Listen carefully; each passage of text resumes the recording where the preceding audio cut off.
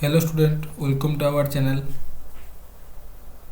गत क्लास रे आमे दशम श्रेणी लाइफ साइंस बहिर चैप्टर 1 पोषण सब्जेक्ट को आरंभ करथिले। प्रथम क्लास रे कौन पढ़ी ना पोषण क्या कहुई माने खाद्यर प्रकारभेद। ताहले आज कौन पढ़ाइबा ना पोषण प्रकारभेद। ठीक अच्छे। ताहले तल क्लास रे पढ़िथिबा पोषण दी प्रकार थिला। कौन थिला स्वभोजी पोषण, गोटे थिला परभोजी पोषण, गोटे थिला स्वभोजी पोषण, गोटे थिला कौन थिला परभोजी पोषण। स्वभोजी पोषण रे किए सब खाद्य ग्रहण करथिले? उद्भिद आ बैक्टेरिया। परभोजी पोषण किए ग्रहण करथिले? प्राणी आउ अणुजीव गुड़िक। ठीक अच्छे। ताहले स्वभोजी पोषण क्या कहुला? जी निज खाद्य निजे प्रस्तुत करें से कौन कहुए ना स्वभोजी कहुए। आ परभोजी क्या कहुए? जी निज खाद्यपाई अन्य उपर डिपेंड करती से परभोजी कहुए। ठीक अच्छे। ताहले हम प्रथम देखिबा पोषणर माने केते प्रकार आ पोषण स्वभोजी पोषण माने पोषण केते प्रकार? पोषण हूँ दी प्रकार। गोटे हूँ स्वभोजी पोषण, गोटे हूँ परभोजी पोषण। स्वभोजी पोषण कौन क्या कहुए ना निज खाद्य जे निजे प्रस्तुत करिपारंती, जे निजे प्रस्तुत करते। तार परभोजी कौन ना अन्य उपरे जे डिपेंड करते, अन्य उपरे डिपेंड। ठीक अच्छे।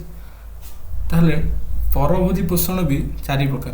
प्रथम हूँ कौन प्राणी सम पोषण, गोटे हूँ मृतोपजीवीय पोषण जे कि माने मृत शरीर उपरे बा वस्तु पदार्थ उपरे जे डिपेंड करती। आ परजीवीय पोषण आ गोटे हूँ सहजीवीय पोषण। सहजीवीय पोषणटा कौन जान माने दी जन गोटे परिवेश दी जन रहिबे, ये ताकू साहाय्य करिवो, सी आउ जन साहाय्य करिवो। ठीक अच्छे।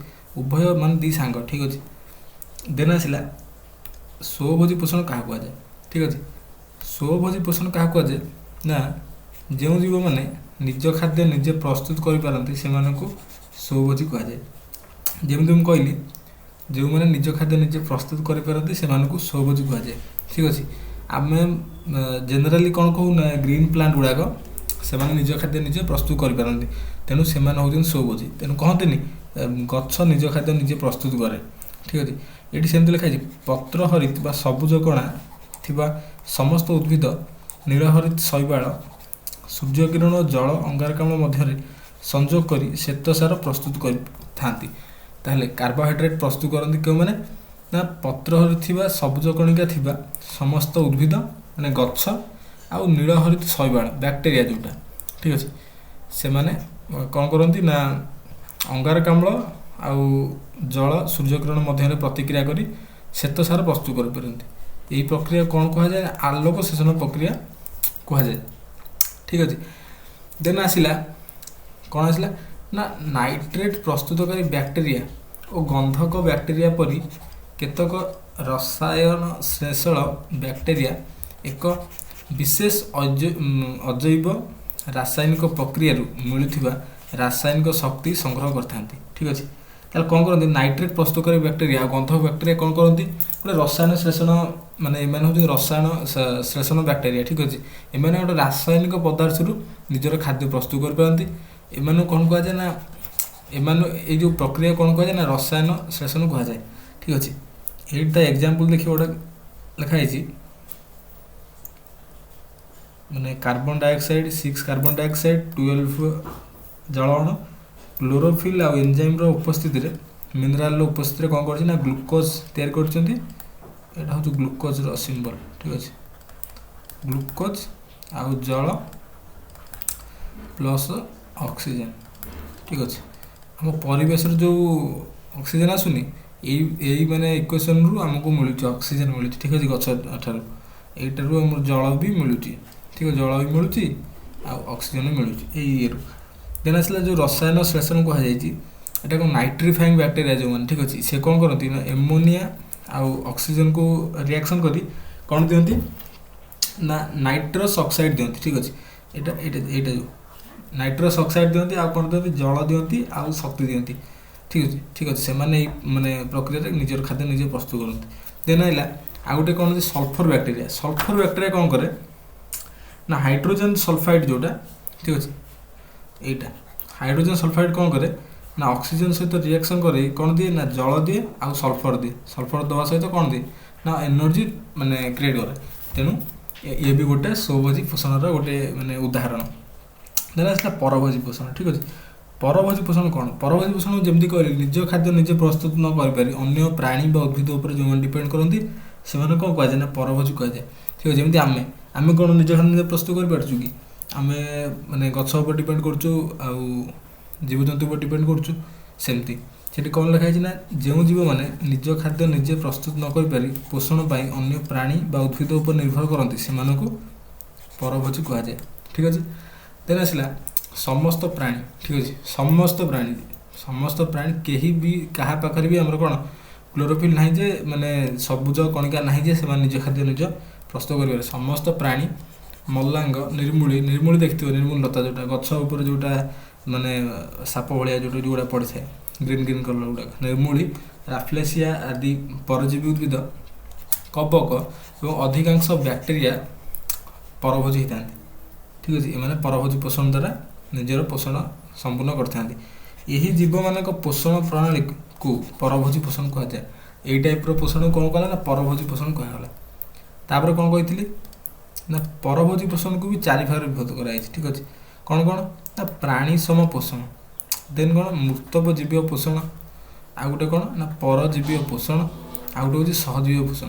प्राणी सम पोषणटा कौन ना आम मैंने कौन उद्भिद आउ आनिमल उपर जो मैंने डिपेंड करती निजर पोषण से कौन प्राणी सम पोषण कह जाए। मृत्युजीवी कौन से उद्भिद प्लांट माने उद्भिद बा प्राणी आनिमल उपर डिपेंड करें किंतु से मल्ला पर से जाई सरलकृत खाद्य करी पोषण भाव में ग्रहण करेंगे।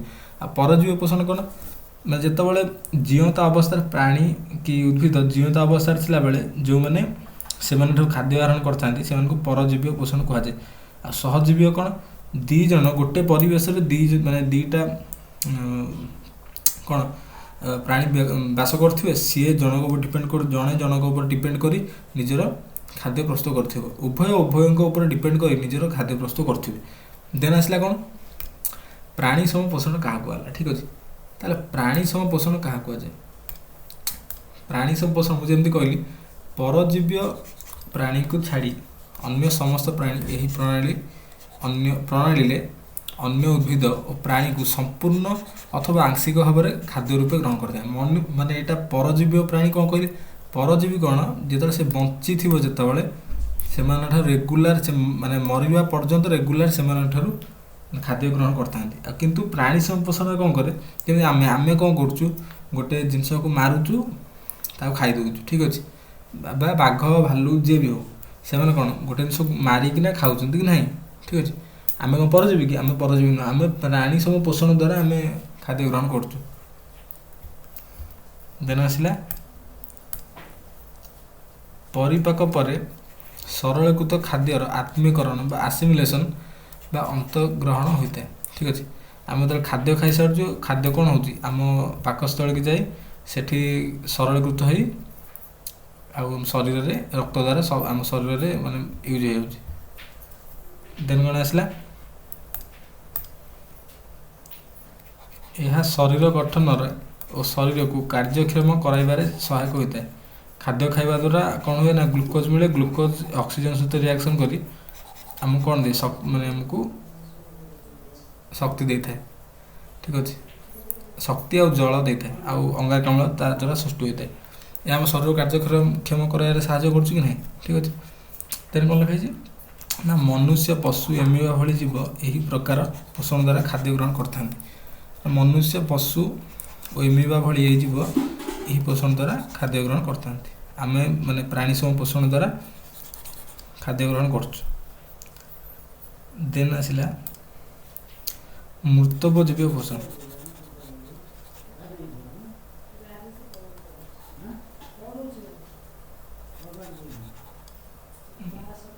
ମୃତଜୀବ ପୋଷଣ କ'ଣ ନା ଯେଉଁ ପ୍ରାଣୀ ମାନେ ଗୋଟେ ଉଦ୍ଭିଦ କି ପ୍ରାଣୀର ମୃତ୍ୟୁ ପରେ ସେମାନଙ୍କୁ ଖାଦ୍ୟ ରୂପେ ଗ୍ରହଣ କରନ୍ତି, ମାନେ ମୃତଜୀବ ପୋଷଣରେ ଖାଦ୍ୟ ଗ୍ରହଣ କରନ୍ତି ବୋଲି କୁହାଯାଏ। ତାହେଲେ ଏଠି କ'ଣ ଲେଖା ହେଇଛି, ଯେଉଁ ପରଭୋଜି ମୃତ ଗଳିତ ପଚାସଢ଼ା ଉଦ୍ଭିଦରୁ ବା ପ୍ରାଣୀରୁ ଖାଦ୍ୟ ସଂଗ୍ରହ କରି ନିଜର ପୁଷ୍ଟି ସାଧନ କରିଥାନ୍ତି ସେମାନଙ୍କୁ ମୃତୋପଜୀବୀ କୁହାଯାଏ। ତାହେଲେ କ'ଣ କହିଲା ନା ଗଳିତ ମୃତ ପଚାସଢ଼ା ଉଦ୍ଭିଦ ବା ପ୍ରାଣୀରୁ ଖାଦ୍ୟ ସଂଗ୍ରହ କରିଥାନ୍ତି। ଗୋଟେ ଏକ୍ଜାମ୍ପଲ୍ ଏଠି ଦେଇଛି କ'ଣ, ଛତୁ ଦେଇଛି। ଠିକ୍ ଅଛି, ଛତୁ କ'ଣ ହୁଏ, ଛତୁ କେମିତି ବାଡ଼ିରେ ମାନେ ଆମର ଯେଉଁ ପାଳଗଦା ଥାଏ ତାହା ଉପରେ କ'ଣ ହୁଏ, ଛତୁ ହେଇଥାଏ। ଠିକ୍ ଅଛି, ମାନେ ପାଳଗଦାଟା କ'ଣ ଆମର ଧାନ ଯେଉଁ ଗଦା ସେଟା ନଷ୍ଟ ହେଲା ପରେ କ'ଣ ହୁଏ, ମାନେ ପାଳଗଦା ହେଇଯାଏ। ପାଳଗଦା ମାନେ ମୃତ ସରିବ କି ନାହିଁ ସେଟା, ତା ଉପରେ ଛତୁ ହେଇଥାଏ। ଠିକ୍ ଅଛି, ଆମର ପାଉଁରୁଟି ଦେଖିବ ଅଧେ ଦିନ ରହିଗଲେ ତା ଉପରେ କ'ଣ ହୁଏ, ମାନେ ଗୋଟେ ଦେଖିବ ଫିମ୍ପି ଯେଉଁଟା, ଠିକ୍ ଅଛି, ଫିମ୍ପି ମାରିଯାଏ। ସେମାନେ ବି ମୃତଜୀବ ପୋଷଣରେ ମାନେ ନିଜ ଖାଦ୍ୟ ନିଜେ ପ୍ରସ୍ତୁତ କରନ୍ତି। ଠିକ୍ ଅଛି, ଏମାନେ ମୃତ ଖାଦ୍ୟକୁ ମାନେ ଖାଦ୍ୟ ରୂପେ ଗ୍ରହଣ କରନ୍ତି। ଦେନ୍ ଲେଖା ହେଇଛି, ଏହି ଜୀବମାନେ କଠିନ ପଦାର୍ଥକୁ ଖାଦ୍ୟ ରୂପେ ଗ୍ରହଣ କରିପାରନ୍ତି ନାହିଁ। ଠିକ୍ ଅଛି, ସେଥିପାଇଁ ସାଧାରଣତଃ ଖାଦ୍ୟ ଗ୍ରହଣ କଲାବେଳେ ଏମାନେ ନିଜ ଶରୀରରୁ ପାଚକ ରସ କ୍ଷରଣ କରି ଶରୀର ବାହାରେ ହିଁ ଜଟିଳ ଖାଦ୍ୟକୁ ସରଳ ଖାଦ୍ୟରେ ପରିଣତ କରିବା ପରେ ସରଳୀକୃତ ଖାଦ୍ୟକୁ ନିଜ ଶରୀରକୁ ଶୋଷଣ କରନ୍ତି।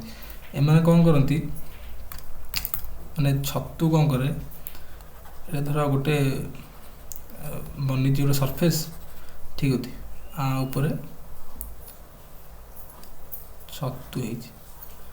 ଠିକ୍ ଅଛି, ଇଏ କ'ଣ କରେ, ମାନେ ତା ଯେଉଁ ଶରୀରରୁ ମାନେ ଗୋଟେ ପାଚକ ରସ କ୍ଷରଣ କରେ। ଦେନ୍ ଏ ଯେଉଁ ସର୍ଫେସ୍ କ'ଣ ସର୍ଫେସ୍ କ'ଣ ହୁଏ, ସର୍ଫେସ୍ଟା ଲିକ୍ୱିଡ଼ରେ ମାନେ ପରିଣତ ହୁଏ, ତାକୁ ଯେମିତି ଇଜି ହେବ, ମାନେ ଆକୁ ଖାଇବାରେ ଇଜି ହେବ। ଠିକ୍ ଅଛି, ତାପରେ ଧୀରେ ଧୀରେ ଆଠାରୁ ସେ ଖାଦ୍ୟ ଗ୍ରହଣ କରେ ଏମିତି। ଦେନ୍ ଦେଖିବା ପରଜୀବୀୟ ପୋଷଣ। ଠିକ୍ ଅଛି, ପରଜୀବୀୟ ପୋଷଣ ମୁଁ ଯେମିତି କହିଲି, ମାନେ ଗୋଟେ ବସ୍ତୁ ଜୀବନ୍ତ ଅବସ୍ଥାରେ, ଜୀବନ୍ତ ମାନେ ବସ୍ତୁ ଉପରେ ରହି ଏମାନେ କ'ଣ କରନ୍ତି ନା ନିଜର ପୋଷଣ କରନ୍ତି। କ'ଣ ଲେଖା ହେଇଛି, ଯେଉଁ ଜୀବମାନେ ଅନ୍ୟ ଜୀବନ୍ତ ଉଦ୍ଭିଦ ବା ପ୍ରାଣୀଙ୍କ ଶରୀର ଭିତରେ ବା ବାହାରେ ରହି ସେମାନଙ୍କଠାରୁ ଖାଦ୍ୟ ସଂଗ୍ରହ କରି ନିଜର ପୁଷ୍ଟି ସାଧନ କରନ୍ତି ସେମାନଙ୍କୁ ପରଜୀବୀ ପୋଷଣ କୁହାଯାଏ। ପରଜୀବୀ ପୋଷଣ ଦେଖିଥିବ, ଗୋଟେ ଗୋଟେ ଗାଈ କୁକୁର ସେମାନଙ୍କ ଦେହରେ ଟିଙ୍କ ଲାଗିଥିବ। ଠିକ୍ ଅଛି, ଟିଙ୍କ କ'ଣ କରେ, ଗାଈଟା କ'ଣ ବଞ୍ଚିଥିବ, କୁକୁର ବି ବଞ୍ଚିଥିବା ଅବସ୍ଥାରେ ଟିଙ୍କ କ'ଣ କରନ୍ତି, ତାଙ୍କ ଦେହରେ ଲାଗିଯାଇ ତାଙ୍କଠୁ ରକ୍ତ ଶୋଷି ନିଅନ୍ତି। ଉକୁଣି ବି ସେମିତି, ଉକୁଣି ମଣିଷ ବଞ୍ଚିଥିବା ଅବସ୍ଥାରେ ଉକୁଣି ମାନେ ତାଙ୍କ ମୁଣ୍ଡରେ ରହି ରକ୍ତ ଶୋଷଣ କରେ। ଆଉ ଜୋକ ବି ସେମିତି, ଜୋକ ଦେଖିବ ଗାଈ ଗୋରୁ ମଇଁଷି ଏମିତି ତାଙ୍କ ଦେହରେ କ'ଣ ଲାଗିଥିବ, ଜୀବନ୍ତ ପଶୁ ପକ୍ଷୀ ସେମାନଙ୍କ ଠାରୁ ବା ପ୍ରାଣୀ ଠାରୁ ମାନେ ସେମାନେ ରକ୍ତ ଶୋଷିକିନା ବଞ୍ଚନ୍ତି। ଯଦି ମାନେ ସେ ପ୍ରାଣୀ ମରିଯିବ, ସେମାନେ ଛାଡ଼ିକିନା ଅନ୍ୟ ପ୍ରାଣୀ ଜୀବନ୍ତ ପ୍ରାଣୀ ଦେହରେ ଲାଗି ସେମାନଙ୍କ ପୁଷ୍ଟି ସାଧନ କରିବେ। ତେଣୁ କ'ଣ ଲେଖା ହେଇଛି, ପରଜୀବୀମାନେ କ'ଣ ଲେଖା ହେଇଛି, ପରଜୀବୀମାନେ ଭୋଜଦାତା ବା ଉଦ୍ଭିଦ ପ୍ରାଣୀଙ୍କ ଠାରୁ ସରଳୀକୃତ ଖାଦ୍ୟ ସଂଗ୍ରହ କରି ସିଧାସଳଖ ନିଜର ପୁଷ୍ଟି ସାଧନ କରିଥାନ୍ତି। ଆଉ ତାପରେ କହିଲେ କ'ଣ, ଭୋଜଦାତାର ଆଶ୍ରୟରେ ରହି ପରଜୀବୀମାନେ ସାଧାରଣତଃ ତାହାର ଅନିଷ୍ଟ କରିଥାନ୍ତି। ଉକୁଣିଟା କ'ଣ ଆମ ମୁଣ୍ଡରେ ଭଲ କି, ଭଲ ନୁହେଁ ନା। ଜୋକ ଯଦି ସବୁ ନେବେ ଧର ଲାଗି ରହିବ, ଆମ ରକ୍ତ ଶୋଷି ଦେବେ ସବୁ ନାହିଁ। ଠିକ୍ ଅଛି, ଅନିଷ୍ଟ କରିଥାନ୍ତି ମାନେ ପରଜୀବୀ। ତେଣୁ ଶରୀର ପାଇଁ ପରଜୀବୀ, ସବୁ ପରଜୀବୀ ଅନିଷ୍ଟ କରନ୍ତିନି, କିଛି ପରଜୀବୀ ଆମ ଶରୀର ପାଇଁ ଅନିଷ୍ଟ। ଠିକ୍ ଅଛି, ତାର ଏକ୍ଜାମ୍ପଲ୍ ଦେଇଛି, ମଲାଙ୍ଗ, ନିର୍ମୂଳି ଲତା ଗଛ ଉପରେ ପଡ଼ି ଗଛକୁ ବଢ଼େଇ ଦେବନି, ଆଉ ରାଫ୍ଲେସିଆ ଇତ୍ୟାଦି ଉଦ୍ଭିଦ, ପ୍ଲାଷ୍ଟିୟମ୍, ଉକୁଣି, ଜୋକ, କେତେକ କୃମି ପରି ପ୍ରାଣୀ ପରଜୀବୀ। ଠିକ୍ ଅଛି, ଦିନ ଆସିଲା ସହଜୀବୀୟ ପୋଷଣ। ଠିକ୍ ଅଛି, ସହଜୀବୀୟ ପୋଷଣ କ'ଣ, ବେଳେବେଳେ ଦୁଇଟି ସମ୍ପୂର୍ଣ୍ଣ ଭିନ୍ନ ଜାତିର ପ୍ରାଣୀ ଅଥବା ଉଦ୍ଭିଦ, ପ୍ରାଣୀ ବା ପ୍ରାଣୀ, ଅଣୁଜୀବ ବା ଉଦ୍ଭିଦ ଓ ଅଣୁଜୀବ ଏକାଠି ବାସ କରୁଥିବା ଦେଖାଯାଏ। ଠିକ୍ ଅଛି, କ'ଣ କହିଲା ନା ଭିନ୍ନ ଜାତି, ପ୍ରଥମ କଥା ହେଉଛି କ'ଣ ନା ଭିନ୍ନ ଜାତିର ପ୍ରାଣୀ। ଠିକ୍ ଅଛି, ଭିନ୍ନ ଜାତିର, ଏଠି ସମସ୍ତେ ଭିନ୍ନ। ଠିକ୍ ଅଛି, ଉଦ୍ଭିଦ बा प्राणी हेतब किंबा प्राणी कि बैक्टेरिया हेतिबो कि उद्भिद कि बैक्टेरिया हेतिबो। ठीक अच्छे एमाने कौन करती ना परस्पर भिन्न होते माने उद्भिद प्राणी को साहाय्य करे, प्राणी मध्य उद्भिद को पोषण रे साहाय्य करे, आ प्राणी बैक्टेरिया को साहाय्य करे, बैक्टेरिया मध्य प्राणी को साहाय्य करे, उद्भिद बैक्टेरिया को साहाय्य करे आ बैक्टेरिया उद्भिद को साहाय्य करे। एटा एटी हेले कौन हम ना सहजीविता हम। ठीक अच्छे यही प्रकार माने पोषण कौन कहले सहजीवी पोषण। देन कौन लिखाई देन लिखाई एथिरे केही कार क्षति करतु नहीं। ठीक अच्छे यही प्रकार पोषण कई कार क्षति करतु नहीं बरं सेमानक मध्यरे पोषण आदान प्रदान होता है। ठीक अच्छे पोषण आदान प्रदान होता है विभिन्न प्रकार माने काम ये ताकू साहाय्य करे ताकू साहाय्य करे यह सहजीवी पोषण कह जाए। ताले एटा एग्जांपल कोन ना आम अंतनली रे सहजीवी भाव रहुवा इस्चेरिचिया कोलाई नामक बैक्टेरिया निज शरीर में विटामिन B12 बा एटा कोन सायानोकोबालामिन प्रस्तुत करी आमको जोगाई। ठीक अच्छे ये बैक्टेरिया कौन करे B12 नामक जो विटामिन अच्छी आमको जगाए। देन आमे तो कौन दौ ना अंतनली सरलीकृत खाद्य से ग्रहण करता है। ठीक अच्छे सी कौन खाए आम अंतनली जो सरलीकृत खाद्य अच्छी ताकू सी खाए। ठीक है सी खाए आम कौन जगाए ना B12 जगाए। कौन है कौन कहला ना आम ठारू खाद्य खाए आमको B12 जोगाए। ठीक अच्छे ताले दी जन को साहाय्य कले ना एटा हूँ मनुष्य बा प्राणी ये हूँ गोटे बैक्टेरिया। ठीक अच्छे ये दी जन कौन भिन्न भिन्न कि ना भिन्न जीव आउ दी जन को सहयोग कर मनुष्य कौन दौर खाद्य दौर बैक्टेरिया तो कौन दौर विटामिन दौर। ठीक अच्छे तेणु यही प्रकार पोषण कौन कहला ना सहजीवी पोषण। देन कौन लिखाई देखिए खाद्याभ्यास कौन। ठीक अच्छे खाद्याभ्यास कौन मनुष्य देखिए मनुष्य खाद्य माने मांस भी खाऊँ उद्भिद भी खाऊँ सब किसी खाऊँ किंतु बाघ कौन कर बाघ घास खाऊँ कि बाघ कौन मांस खाऊँ आउ हरिण कौन खाऊँ हरिण तो मांस खाऊनी हरिण कौन घास खाऊँ। तेणु खाद्याभ्यास को आधार करी माने प्राणी को तीन भाग विभक्त कराई कौन ना शाकाहारी मांसाहारी सर्वहारी। शाकाहारी कौन उद्भिद उद्भिद जातीय पदार्थ को खाद्य रूप में ग्रहण करुवा प्राणी। ठीक अच्छे उद्भिद किंबा उद्भिद जातीय पदार्थ जी ग्रहण करे कौन कहला शाकाहारी कह जाए। जो एग्जांपल देखिबा एग्जांपल कौन देवी एग्जांपल हूँ आमर हरिण। ठीक अच्छे हरिण कौन करे हरिण केवल घास खाए हरिण गाई इत्यादि। देन मांसाहारी अन्य प्राणी बा प्राणी जो पदार्थ को खाद्य रूप में ग्रहण करुवा प्राणी। ठीक अच्छे जमती कि बाघ भालू इत्यादि। तेज सर्वहारी कौन सर्वहारी हूँ समस्त माने उद्भिद खाऊ प्राणी भी खाऊ सब खाऊ जमी मनीष कुकुर इत्यादि। ठीक अच्छे ताले आज क्लास को आम ये एंड करवा। आग क्लास रे आम कौन देखा आग क्लास में देखा आलोक श्लेषण प्रक्रिया देखा आउ आलोक प्रक्रिया अंधकार प्रक्रिया आम देखा। ठीक अच्छे ताहले वीडियोटी भल लगे वीडियो को लाइक करेंगे चैनल को सब्सक्राइब करेंगे यार नोट मु टेलीग्राम अपलोड करदेवी आपन को डिस्क्रिप्शन में टेलीग्राम लिंक मिल जाए जॉइन करने।